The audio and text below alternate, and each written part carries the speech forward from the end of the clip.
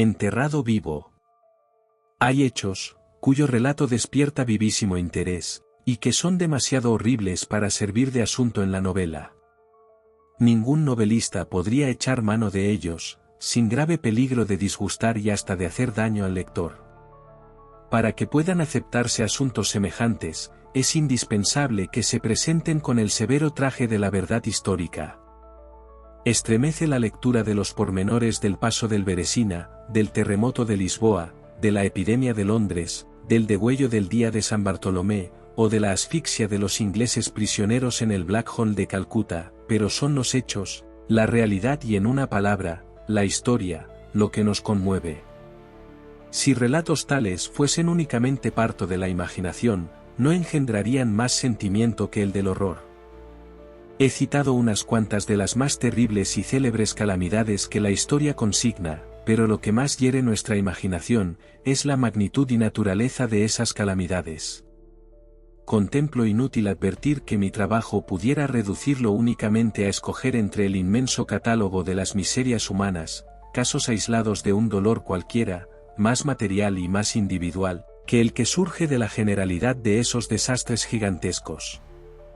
Efectivamente, el verdadero dolor, el límite del sufrimiento, no es general, sino particular, y debemos dar gracias a Dios, que en su bondad no permitió que semejante exceso de agonía lo sufriese el hombre masa o colectivo, sino el hombre unidad o individual.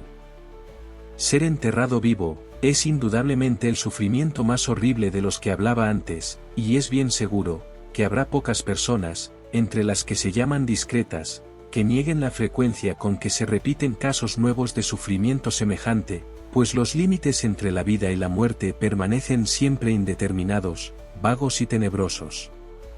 ¿Quién puede marcar el punto en que termina la una y comienza la otra? Sabido es que ciertas enfermedades producen una cesación completa, en apariencia, de las funciones vitales, la cual no es más que una suspensión momentánea de la animación exterior, una especie de pausa en el movimiento de ese incomprensible mecanismo. Algunos instantes bastan para que un principio invisible y desconocido imprima otra vez movimiento a esos maravillosos resortes, y a esos engranajes invisibles. No se ha roto todavía el arco, y aún puede vibrar la cuerda. Es forzoso conceder a priori, que los numerosos ejemplos que todos los días se presentan de interrupción en la vitalidad, justifican la sospecha de que los entierros prematuros deben abundar. Pero además de tan lógica consideración, ahí están para acabar de demostrarla, los médicos y la experiencia. Podría en caso necesario referir un centenar de casos plenamente justificados, citaré entre otros uno que acaba de producir en Baltimore profunda sensación, y cuyos pormenores son bastante curiosos. La esposa de uno de los ciudadanos más apreciados de dicha población, abogado de gran talento y miembro del Congreso, fue atacada de una enfermedad súbita e inexplicable, en la cual se estrellaron todos los esfuerzos de los facultativos. Al cabo de 1000 sufrimientos, murió o cayó por lo menos en un estado tan parecido a la muerte, que nadie sospechó, ni pudo sospechar, la que dase el más leve soplo de vida. Dilatadas sus enflaquecidas facciones por una larga enfermedad, presentaban la inmovilidad de la muerte, los ojos vidriosos, los labios con palidez marmórea, y los miembros helados. No se percibía pulsación alguna, y expuesto por espacio de 3 días el cuerpo, llegó a adquirir la rigidez de una estatua. Aceleróse el funeral al cabo, en vista de ciertas señales de descomposición, se depositó el cadáver en un panteón subterráneo de la familia, que quedó cerrado por algunos años, hasta que el marido quiso hacer se construyese un sarcófago. ¡Qué horrible revelación le aguardaba!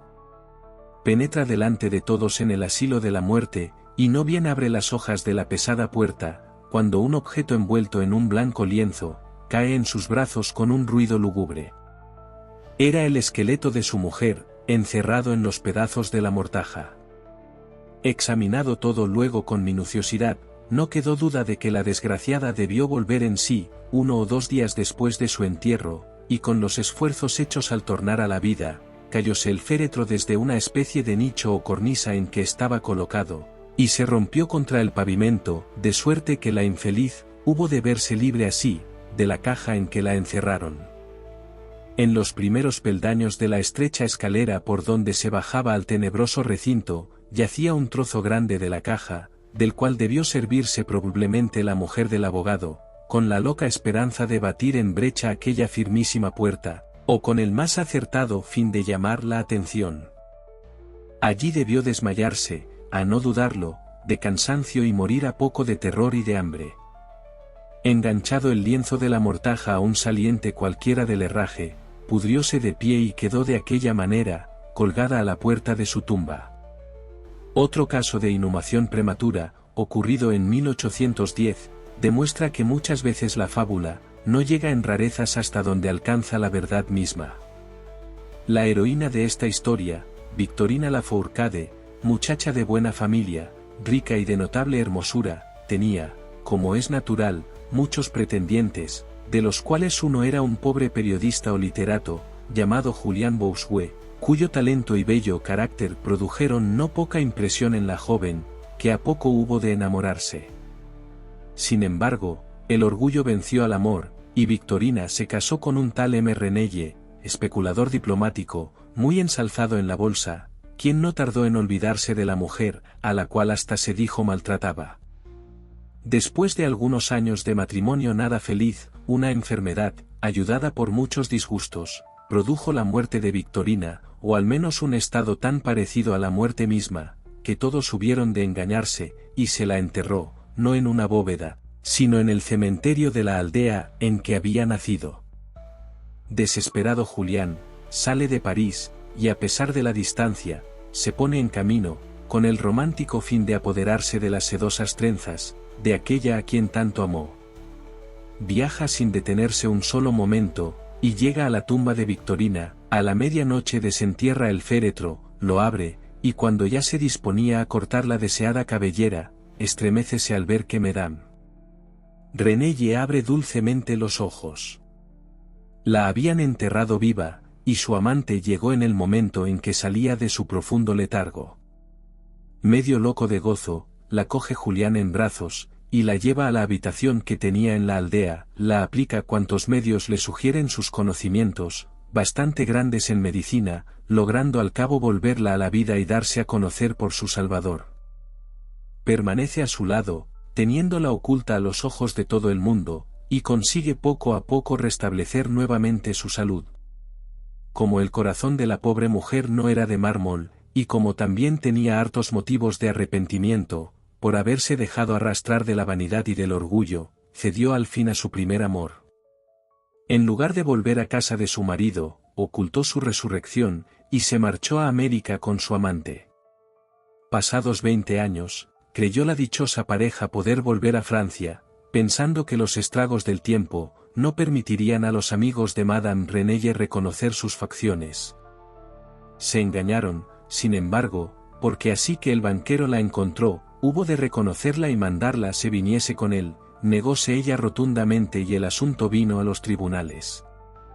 Los jueces sentenciaron a favor de la mujer, apoyándose en que una separación de 20 años, acompañada de circunstancias excepcionales, había legal y moralmente destruido los derechos del marido. El Diario Quirúrgico de Leipzig, revista científica muy autorizada, publica espantosos pormenores de un hecho análogo y reciente. Un oficial de artillería, dotado de gran fuerza y no menos robustez, se cayó del caballo e hizo una gran herida en la cabeza, perdiendo en el acto los sentidos. La fractura del cráneo era simple, y permitía esperar la curación.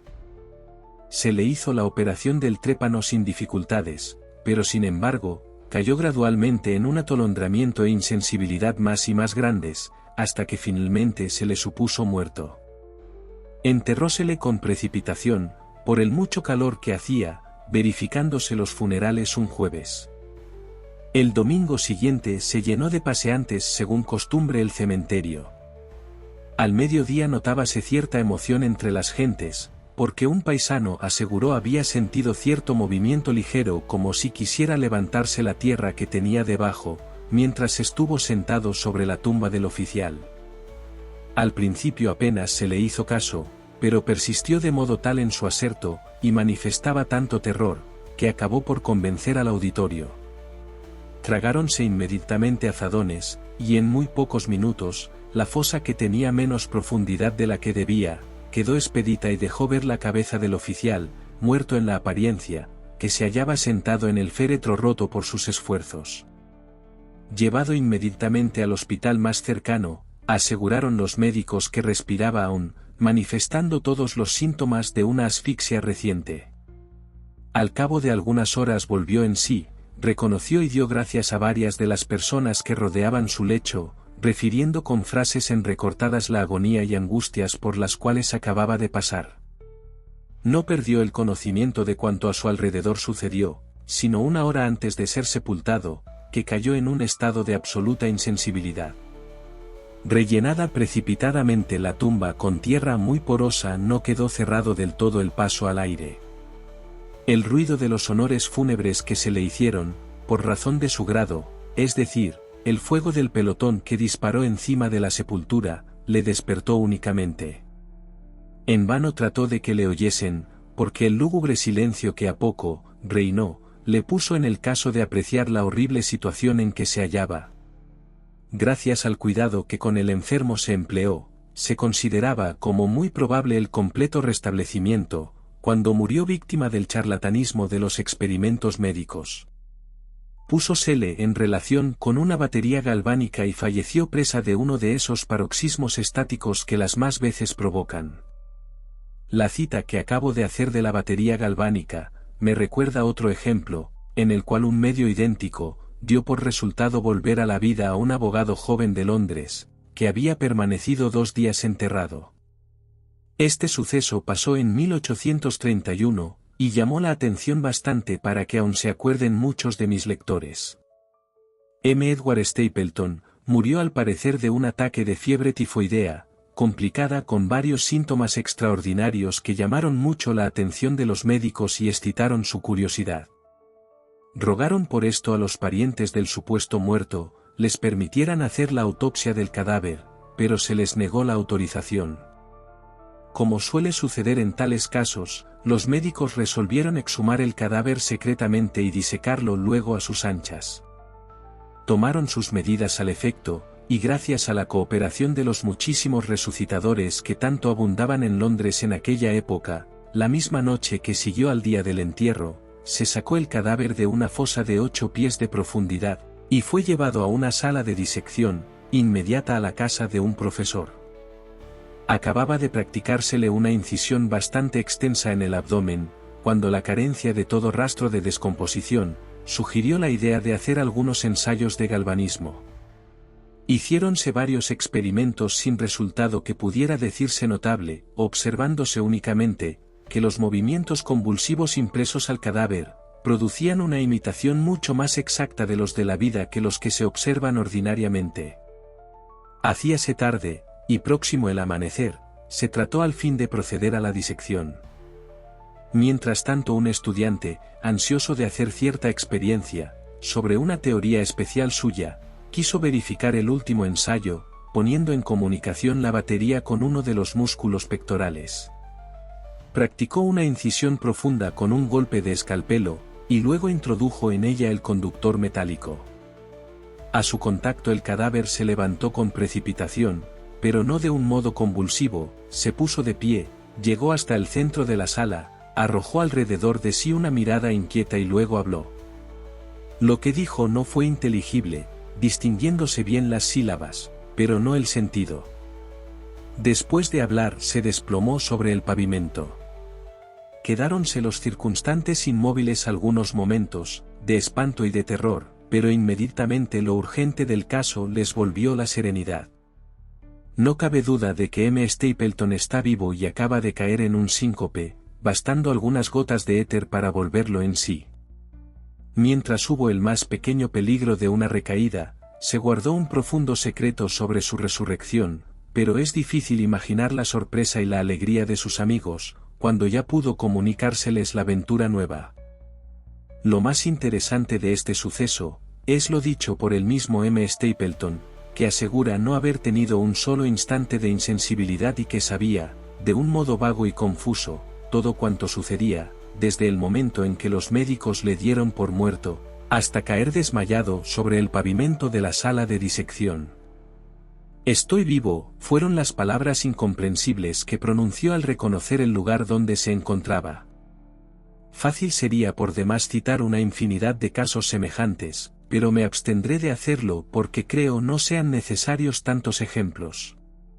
Cuando se piensa en lo difícil que es descubrir semejantes hechos, y de los muchos que, sin embargo, se descubren, no es dable dejar de convenir, en que muy frecuentemente habrán de suceder, por más que casi siempre lo ignoremos.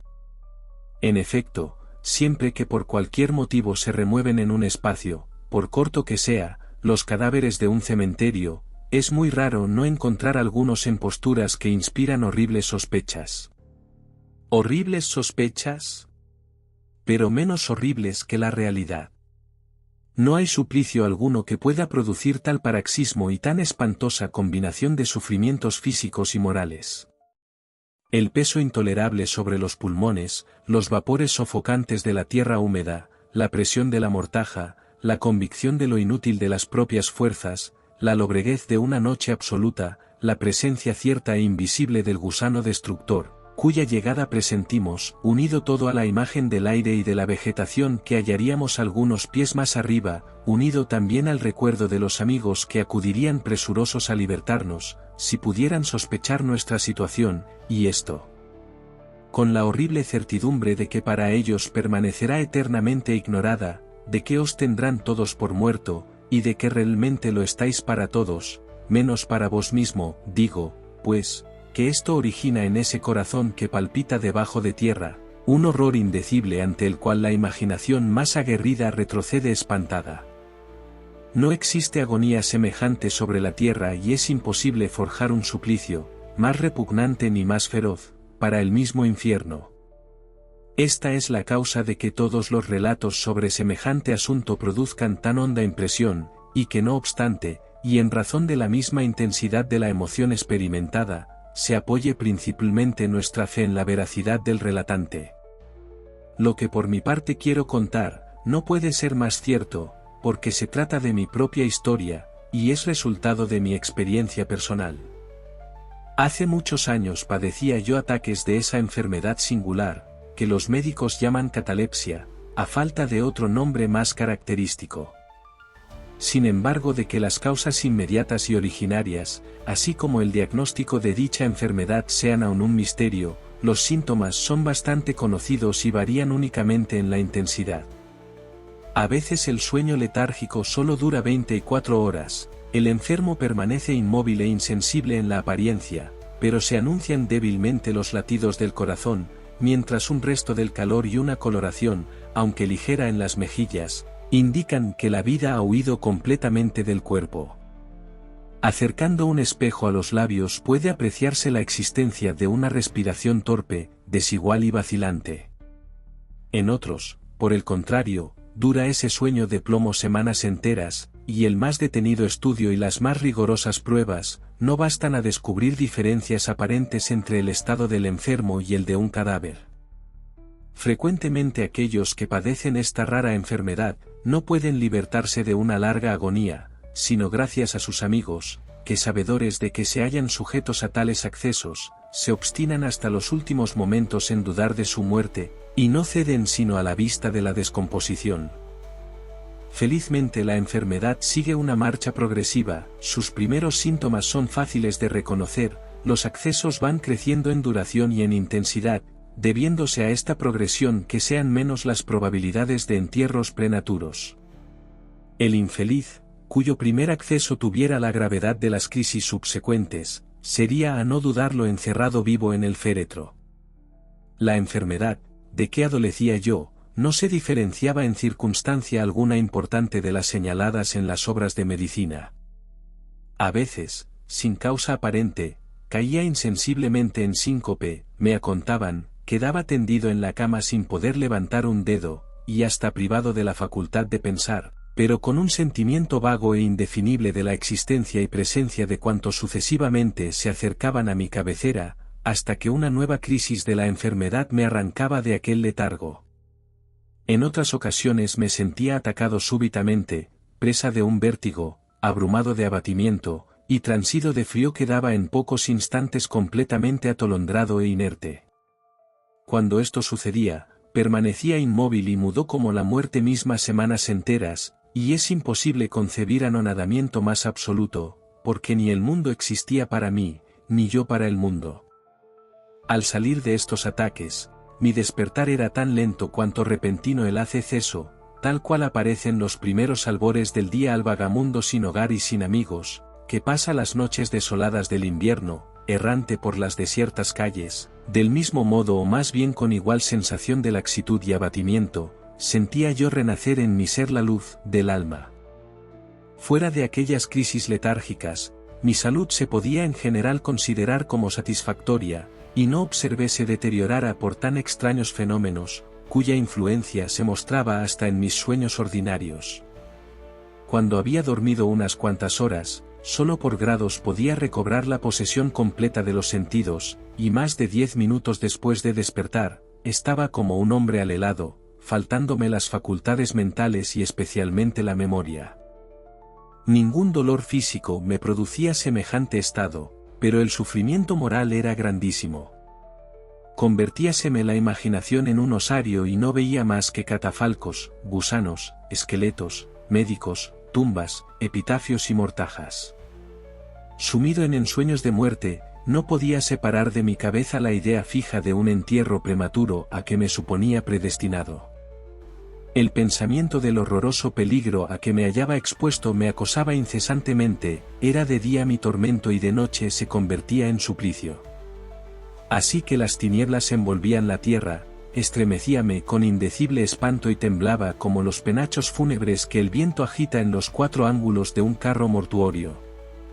Más tarde, cuando rendida la naturaleza no podía luchar contra el cansancio de una vigilia prolongada, solo después de un violento combate cedía al sueño, porque me estremecía al pensar que pudiera despertarme dentro del féretro, así que cuando al fin llegaba a dormirme, era únicamente para caer sin transición en una región de fantasmagorías sepulcrales. Estos ensueños aterradores, que así turbaban mi reposo durante la noche, extendieron también su sombría influencia hasta sobre mis horas de vigilia.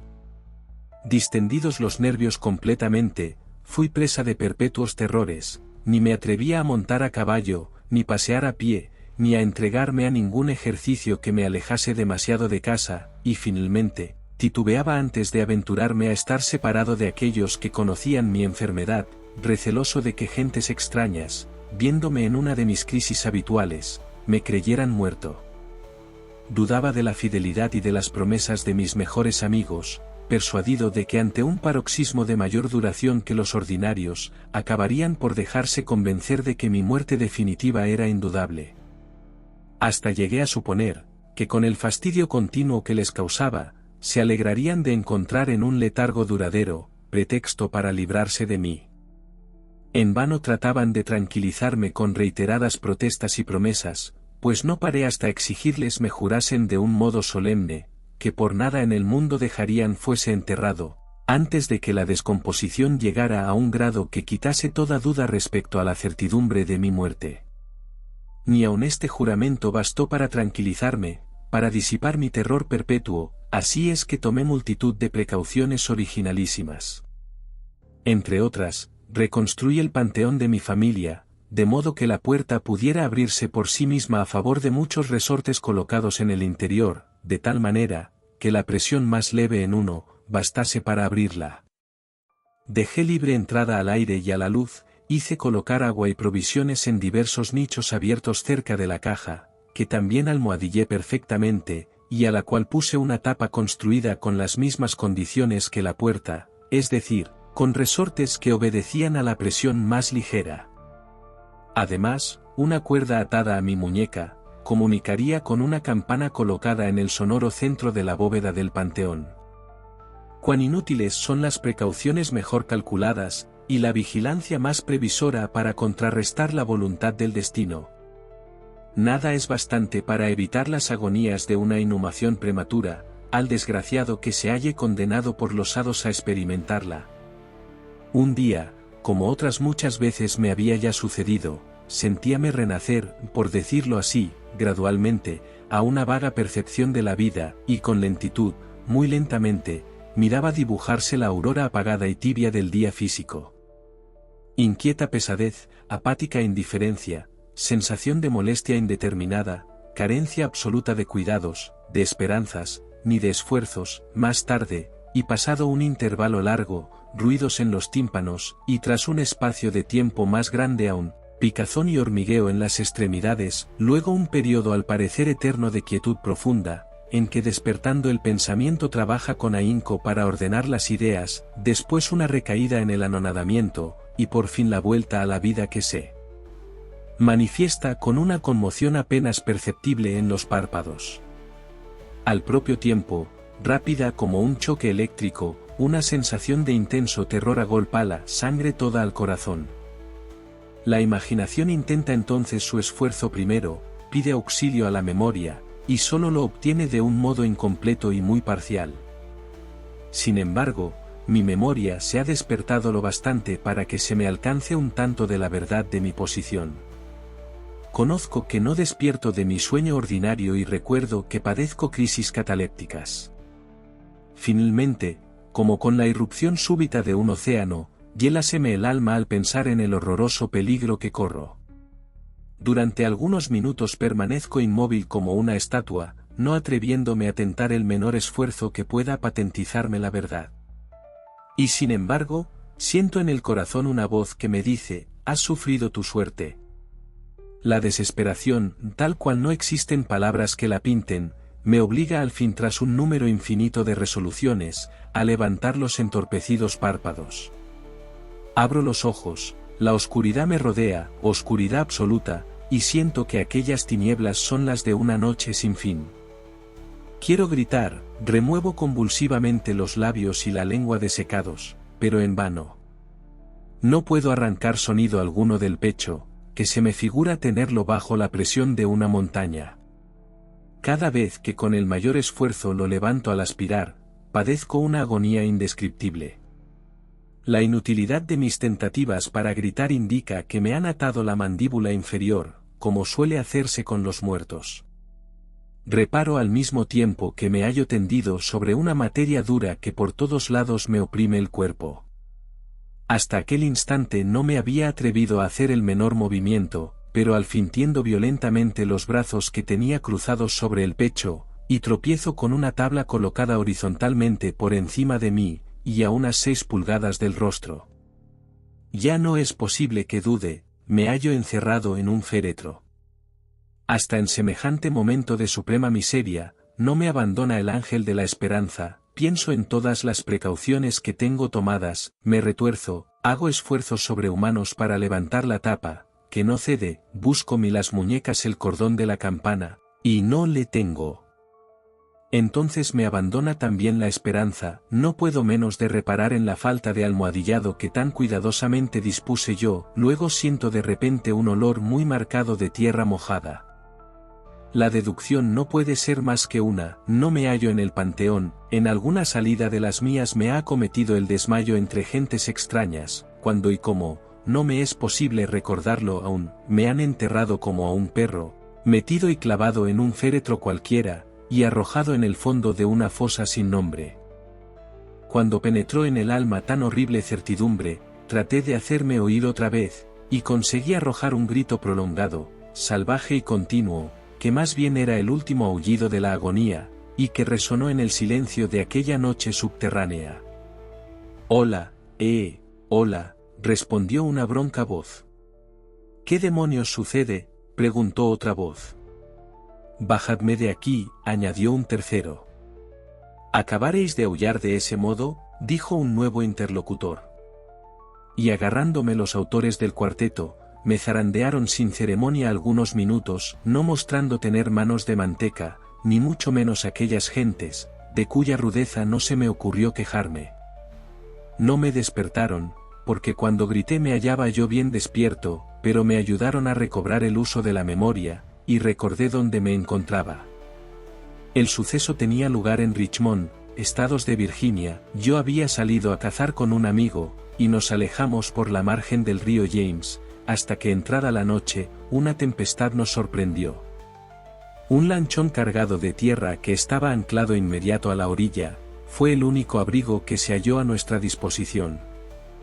Haciendo de necesidad virtud, nos conformamos a pasar la noche a bordo. Yo me acosté en uno de los 2 camarotes del barco, que con decir que no tendría más de 60 toneladas de cabida, se puede suponer lo que sería el tal camarote, es decir, que sin exageración, se parecía mucho a una caja de difunto. Con dificultad pude extenderme y dormí profundamente, así que mi fantasma, pues no era ni sueño ni pesadilla, fue consecuencia natural de las circunstancias en que me encontré, del carácter ordinario de mis pensamientos, de la dificultad que tenía para coordinar mis ideas, y sobre todo para recobrar la memoria después de un sueño largo. 2 hombres de los que me agarraron, formaban parte de la tripulación, y los otros 2 habían venido para ayudarles a descargar el barco. De la carga misma procedía el olor terroso que sentí, y la venda que me rodeaba la cabeza era simplemente un pañuelo que me puse por carecer del gorro de noche que solía ponerme en la cama. Sea como se quiera, experimentó tormentos completamente iguales a los que me hubiera producido un entierro verdadero.